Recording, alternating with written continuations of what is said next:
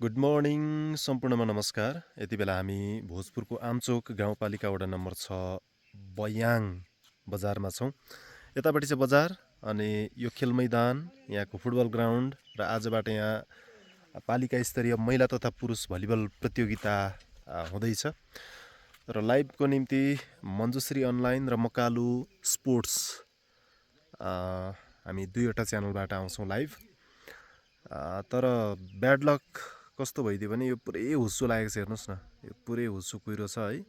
Live clear आउँदैन भन्ने नै लागिरहेछ मलाई। अहिले त यतिको ठिकै पो थियो, बिहानसम्म र हिजो हेर्दा त अझ समस्याग्रस्त अवस्था थियो यहाँको है।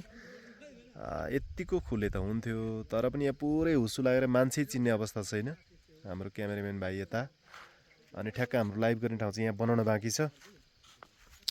तपाईँहरू को हुनुहुन्छ बयाङ आमचोकको बयाङ आसपासमा हुने साथीहरू आउनुहोस् है। आजबाट यहाँ गेम सुरु हुँदैछ। लाइभको ठाउँ बनाउन बाँकी छ, अनि यो वरिपरि दर्शकहरू बस्नको निम्ति नि बनाउनु भएको रहेछ साथीहरूले।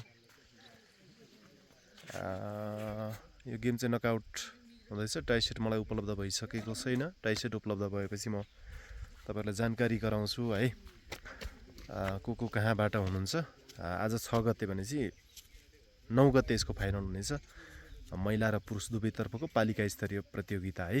खोटाङ, त्यसै गरी मोरङ, भोजपुर, त्यसै गरी कता कताबाट भन्दा ओखलढुङ्गाबाट पनि हो क्यारे, माने भन्ज्याङ, ताप्लेजुङ कि तेह्रथुम, ताप्लेजुङको पनि टिम आएको छ भन्ने कुरो छ। कुन टिम छ त्यो जानकारी म तपाईँहरूलाई जानकारी प्राप्त भएपछि, टाइसेट उपलब्ध भएपछि जानकारी भइ नै हाल्छ, गराइहाल्छौँ है।